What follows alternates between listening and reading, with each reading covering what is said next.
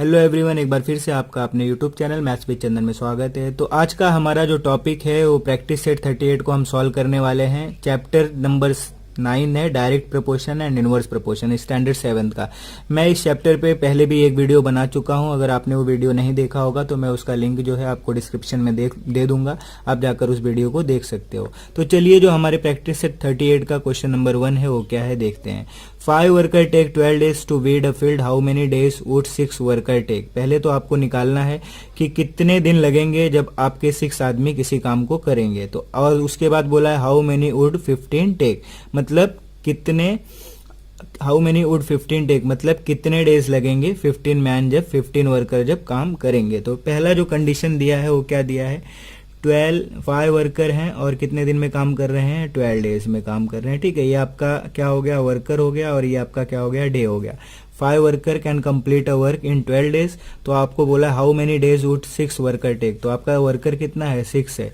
अब हमने जो फाइंड करना होता है हम उसे क्या एज्यूम करते हैं, एक्स एज्यूम करते हैं। तो हम क्या एज्यूम कर लेंगे कि 6 worker can take a x days to complete a work. ठीक है, तो अब उसको हम सॉल्व कैसे करेंगे, तो सॉल्यूशन में आपका क्या हो जाएगा, let 6 worker take X days. ठीक है, तो let 6 worker take X days लिखोगे, let 6 worker take X days, मतलब 6 आदमी कितने दिन में काम करेंगे, एक्स डेज में काम करेंगे। तो हमने ये ऑलरेडी सीखा है कि ये जो मैन और डेज का रिलेशन होता है वो ऑलवेज कैसे प्रोपोर्शन में होता है, इनवर्स प्रोपोर्शन में होता है। ठीक है, तो हम लिखेंगे यहाँ पर the number of worker and number of days are in inverse proportion, inverse proportion. ठीक है, तो ये अगर इनवर्स प्रोपोर्शन में है तो कैसे लिखेंगे इसको, हम वो डायरेक्ट प्रोपोर्शन को डिवाइड के फॉर्म में लिखते थे, हम इनवर्स प्रोपोर्शन को मल्टीप्लिकेशन के फॉर्म में लिखेंगे। तो कैसे लिखेंगे, 5 इंटू 12, 5 इंटू 12 मैन और डेज का प्रोपोर्शन लिखेंगे। 5 इंटू 12 किसके इक्वल हो जाएगा, 6 इंटू एक्स के। ठीक है, इसको जब आप आगे सॉल्व करोगे तो 6 यहाँ पर आएगा तो वो क्या हो जाएगा, डिवाइड हो जाएगा। तो 5 into 12 divide by 6 is equal to what, x. तो 6 का टेबल क्या होगा, 6 2 जा 12 और 5 2 जा क्या हो जाता है, 10 हो जाता है। तो 10 is equal to what, x.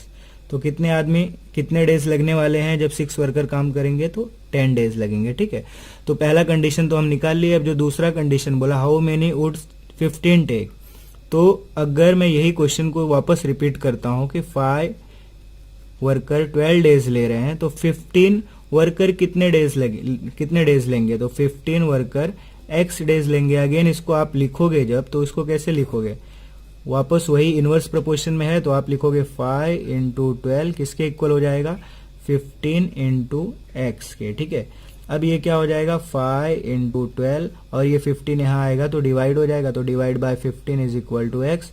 5 का टेबल आप रीड करोगे तो 5 3 जा क्या होता है, 15 होता है, और 3 का टेबल रीड करोगे तो 3 4 जा 12, तो आपका आंसर क्या आ जाएगा, 4 आ जाएगा। तो मतलब जब 15 आदमी काम करेंगे तो उस काम को करने में कितना दिन लग रहा है, 4 डेज लग रहा है। और जब आपका कितना है, जब आपका 6 वर्कर काम कर रहे हैं तो उसी काम को करने में कितना दिन लग रहा है, 10 डेज लग रहा है। मतलब देखो, अगर मैन जो है, वर्कर जो है ज्यादा हो रहे हैं तो आपका डे जो होगा वो कम होगा, और वर्कर अगर कम है तो डे क्या होगा, आपको ज्यादा लगेगा। तो ये इनवर्स प्रोपोर्शन का एग्जांपल हो गया।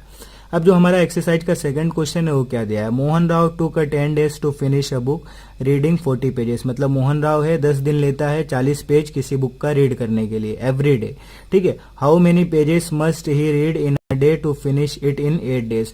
मोहन राव कितने पेजेस एक दिन में पढ़ेगा कि उस पूरी बुक को वो कितने दिन में, पूरी बुक को वो 8 डेज में कंप्लीट कर ले। ठीक है, तो हम ये भी एज्यूम करेंगे। सॉल्यूशन कैसे होगा देखिए, सॉल्यूशन में पहले मैं आपको बता देता हूं कि मोहन राव जो है वो 10 डेज में बुक का कितना पेज रीड करता है, 40 पेजेस। ठीक है, अब जो है दूसरा जो क्वेश्चन पूछा है आपसे कि वो 8 डेज में कितने पेजेस रीड करेगा, तो 10 डेज में 40 पेजेस रीड कर रहा है तो 8 डेज में एक्स। ठीक है, अगेन ये इनवर्स प्रोपोर्शन का एग्जांपल होगा, तो आप इसको लिखोगे कैसे, let the number of pages read by Mohan Rao to finish reading in 8 days be x. मतलब मोहन राव कितने पेजेस रीड करेगा, एक्स पेजेस रीड करेगा, ठीक है। Reading in 8 days be x pages, ठीक है। एक्स पेजेस वो 8 days में रीड करेगा। तो अगेन ये जो है इनवर्स प्रोपोर्शन का एग्जांपल है, तो इसको हम लिखेंगे देयरफॉर। इनवर्स प्रोपोर्शन का जो होता है वो क्या होता है, मल्टीप्लिकेशन के फॉर्म में होता है, तो 10 × 40 हो जाएगा और 8 × x हो जाएगा। अब क्या करोगे, 8 को यहाँ पर लेके आओगे तो 10 × 40 divide by 8 is equal to what, x। अब आप 8 का टेबल जब रीड करोगे तो 8 5 क्या होता है, 40 होता है। तो 10 × 5 क्या हो जाएगा, 50 हो जाएगा। 50 is equal to what, x। तो 8 days में वो कितने पेज रीड करेगा, 50 पेजेस पर डे रीड करेगा, अगर उसको पूरी बुक कंप्लीट करनी है तो। इस तरीके से आप सॉल्व कर सकते हो। एक्सरसाइज का थर्ड क्वेश्चन दिया गया है, वो क्या है देखिए। Mary cycle at 6 km/h। How long will she take to reach her aunt house which is 12 km away.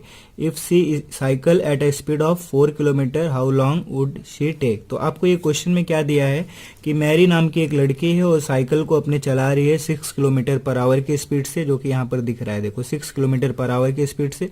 और वो कितना डिस्टेंस ट्रेवल कर रही है अपने आंट के घर पे जाने के लिए, 12 km। और फिर दूसरे कंडीशन में क्या बोला है, if she cycle at speed of 4 km, अगर वो अपनी साइकिल की स्पीड को 4 km कर देती है तो उसको कितना टाइम जो है वो लगेगा, ठीक है।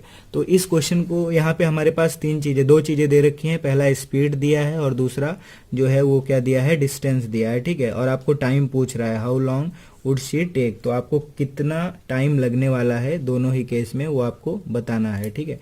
तो हम ऐसे लिखेंगे कि पहले सॉल्यूशन में लिखेंगे let she take x hours to cover 12 km at the speed of 6 km/h and y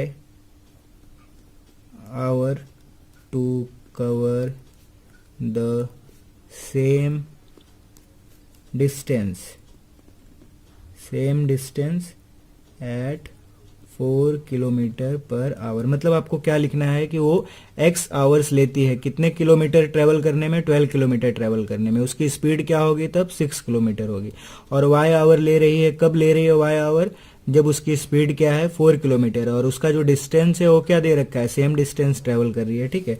अगर मैं एक चार्ट के हेल्प से आपको बताऊं तो ये क्या होगा, स्पीड, ये आपका क्या होता है, टाइम होता है, और ये आपका क्या होगा, डिस्टेंस होगा, ठीक है।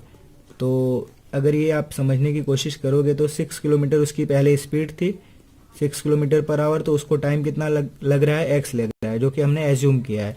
और डिस्टेंस उसको कितना ट्रेवल करना है, 12 किलोमीटर। और दूसरे केस में क्या बोल रहा है वो कि उसकी स्पीड जब 4 km/h हो जाती है तो उसका टाइम हमने क्या ले लिया है कि y आवर लेती है, तो y आवर लिखेंगे। और अगेन वो जो डिस्टेंस होगा वो क्या होगा, आपका सेम होगा।